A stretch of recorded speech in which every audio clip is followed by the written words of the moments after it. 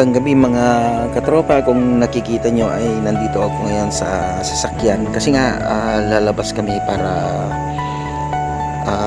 mamasyal na rin. At kasama ko si Annalyn, si Ate Daisy, si Kuya Boyet, si Deb at pati na rin yung mga bata para at least ay makalanghap na rin kami ng sariwang hangin. At ito nga, kung nakikita nyo ay nandito na kami at naghahanap na lang kami ng mapaparadahan, tapos at pababa na kami para para makapaglakad-lakad. At nakababa na nga kami mga katropa. Nandito na ako sa may ginawa nilang bridge dito sa may Eco Park. Dito muna ako tumambay habang sila ay nasa baba para may pakita ko sa inyo yung kagandahan nitong kinakatayuan ko ngayon. Ayan. At marami ding namasyal ngayon dito. Tignan nyo sa likuran ko, meron pang mga taong kararating lang. At yung mga kasama ko ay nakaupo sila dun sa may dun sa may nilagay na upuan dun sa may dun sa malapit dun sa may kalsada. Tingnan nyo naman kung gaano kaliwanag dito sa may dito sa may Ecopark, kaya safe kang pumunta dito kasi hanggang dun sa dulo ay may ilaw. Ayan. Dito na yung bridge na kinakatayuan ko ngayon. Diba? Ang haba kung tinitingnan nyo. Ayan, oh.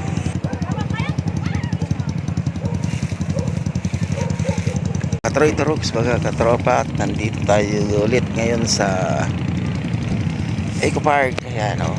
Dito tayo sa may ginawa nilang bridge dito. Dito tayo ngayon nakatayo at mga kasama ko ay nasa baba. At pupunta tayo dun sa may dulo. Subukan natin pumunta dun sa may dulo, kaso lang medyo madilim yung dun, walang ilaw. Pero marami naman yatang nakatambay doon, kaya safe naman yata siguro tayo doon. Sige, samahan nyo ako. Punta tayo doon.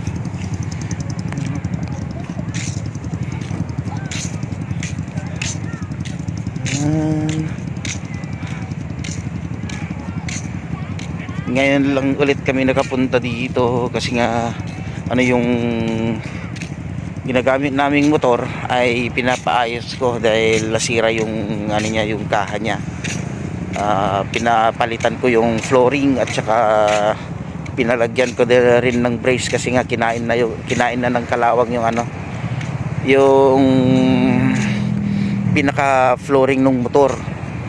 Kaya madalang na lang kami nakakapunta dito. Ngayon lang ulit kasi meron kaming sinakyan kasi nga dumating si ate. Meron naman silang sasakyan na dinala dito, kaya ayan, yun yung ginamit namin para mamasyal.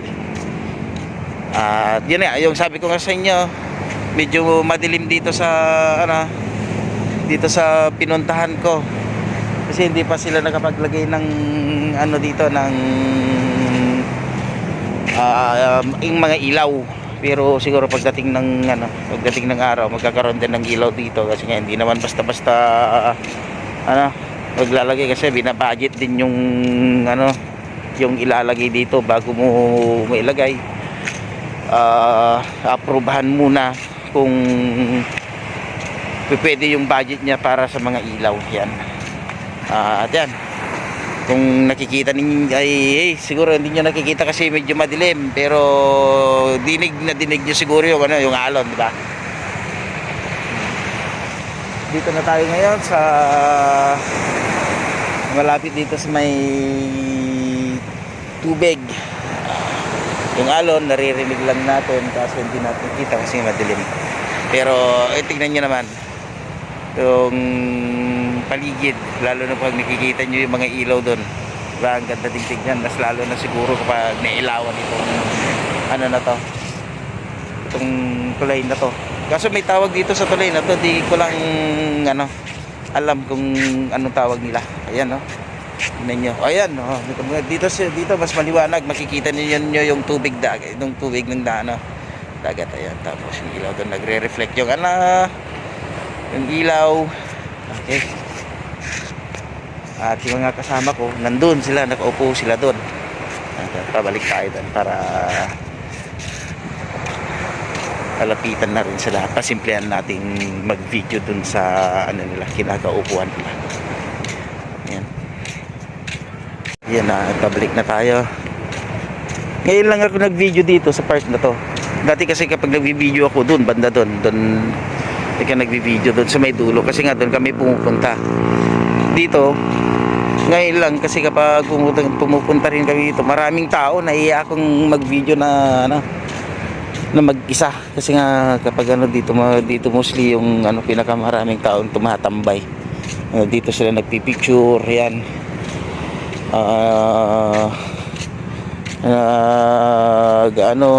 Nagliliwaliw kasama yung mga partner nila. Yan. Tingnan niya mga katretox. Doon yung pinuntahan natin kanina kaso hindi tayo nakarating doon kasi medyo madilim.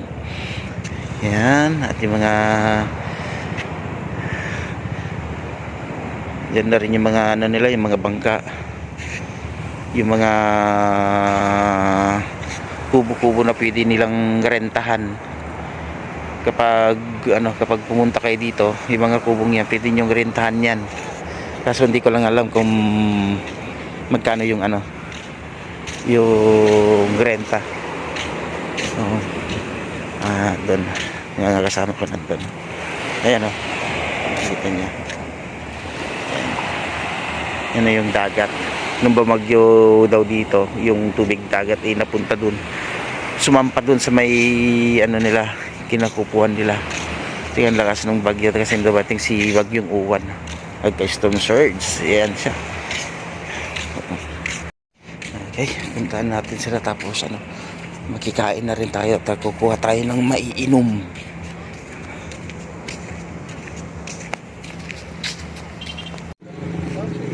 Yan mga katropa, marami pa rin ano dito, marami pa rin mga sasakyan at marami pa rin ano, nakatambay dito, kakain, nagpipiknik.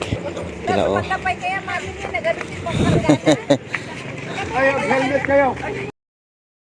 Masirip ko dati ko. Kung ata speed meter. Kung ala. Magdata ta duduwa yung logan ko talo. Punta kami dun sa kabila. Parating din yung sa dulo kung tapos na yung ginagawa nilang bridge dun. Kasi mayroon silang ginagawang bridge dun. Gusto nga Sa may dulo. Kaya, ayan. Ano ginatakbo ko ng bago. Siguro familiar na kayo dito sa binibideo ko to kasi nung lagi kami pumunta dito, lagi kong binibideo to. Ito yung matigay dahara to. Uwan, si Ma'am Pangarad dati dara at nagbagyo. Gaano ta naalati bye-bye. Hindi ko niya kasi. Ayan o. Nagwapay lang naman. Ito, mahaba din itong ano na to eh. Kalsada na to. Yan, at saka yung may ilaw doon sa may dulo, malayo pa yan. Yan yung sinasabi nilang ano, Baywalk dun sa kabila. Pusit. Yan, tingnan natin ano. Trip mo pusit niya no. Pinakalata kayo nga pusit. Redikot na ipas kasi daon niya.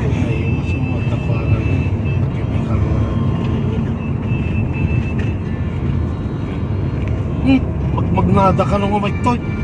Naganda yun. Ay, data rin yan. Nakandidan ng pagkirang tayo na. Yan, at marami pa rin ano dito, marami pa rin Joke yan.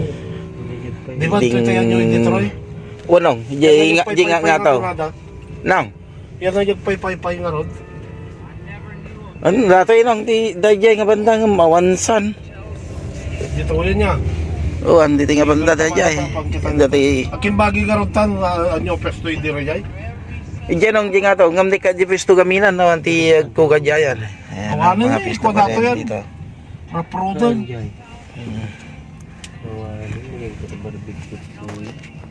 Dito diyan tagbarbarbecue ng mawanan. Jay. Oo. Para barbecue. Ipayigid mo karon ah. Nakapayigid natin. Ani dya banger. Tayo tamo, nawanan ni. Dead end na to. Baka dato ito magbaga ng agpay-pay-pay. Oo. Maraming pag-aawal. Yan na kaya, barbecue. Kita. Bigay ninong. Yan. Dapay. Yung kaibigan.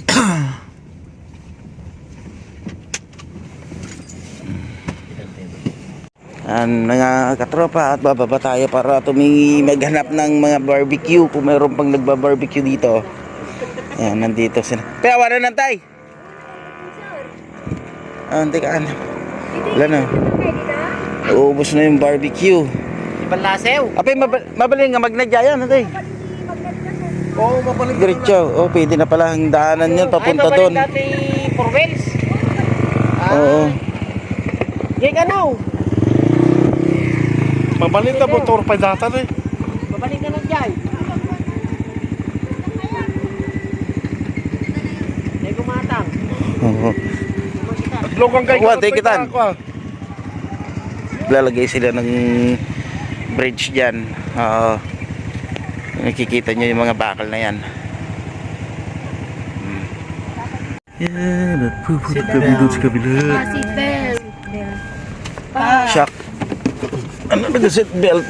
Yan nga, dahil naubusan kami ng barbecue at hindi kami nakabili, kaya pupunta na lang kami doon sa kabila. Baka sakaling meron pang nagtitinda ng barbecue doon.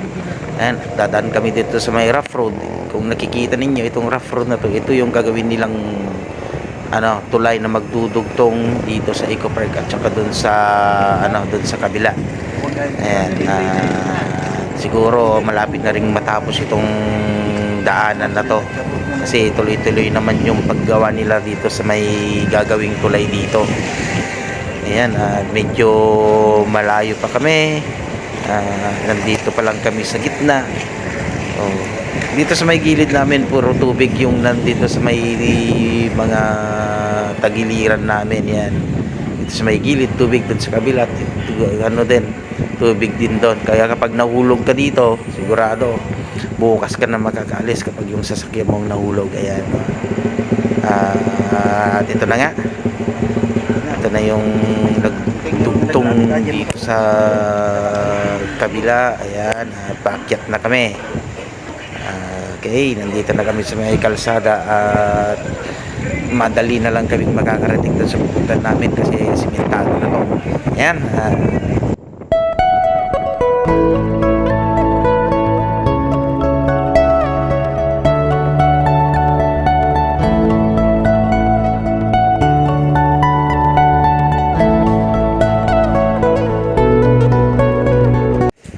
Eto nga, at meron nga kaming nakita ditong nagtitinda pa ng barbecue at nandito na pala yung mga kasama namin, sina Kuya Boyet. Si Kuya Boyet nga pala kanina ay hindi na sumama sa amin dito sa sasakyan. Nandito kami para bumili ng barbecue. Hindi gusto nilang barbecue, doon sa pinanda namin walang barbecue, dito lang ang mayroon. Oo. At yan nga mga katruideroks, at nagpapaluto na si Kuya Boyet ng barbecue at siguradong marami siyang binili. Yan, at tignan natin yung mga barbecue na binibili niya. Lapitan natin siya. Ito na, at yan na nga yung mga barbecue. Mukhang binili na yata lahat ni Kuya Boyet yung itong mga barbecue. Boyet. Damihan mo pa para marami tayong kakainin doon.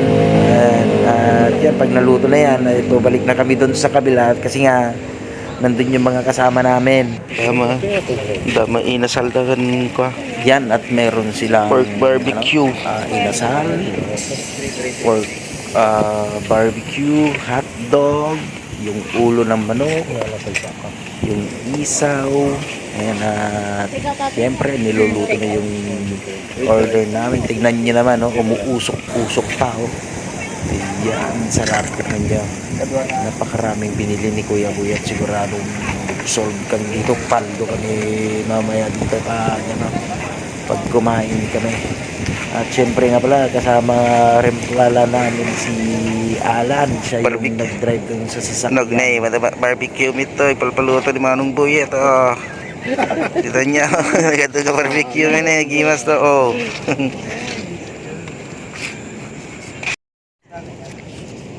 Trigger books.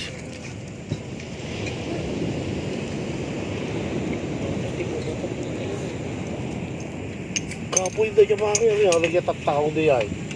Kasi di dyan. Awan utak na lagi. Ito eh. Yan. Di. Kinagutan na. Nagkadulay di bangir. Ajay, Hindi ko na.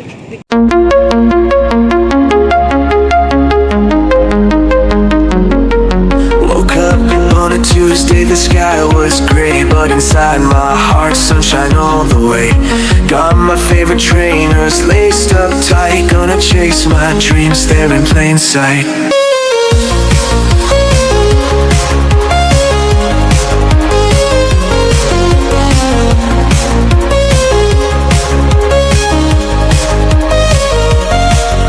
Traffic jam, but I don't mind at all. Roll down my window, hear the city call. Life's a game, a dance, a crazy time. No rush, no fuss, let's just enjoy the ride. Stars are out, let's wish on them bright. Hold on tight, make the most of tonight. In every twist, in every turn, there's no end to what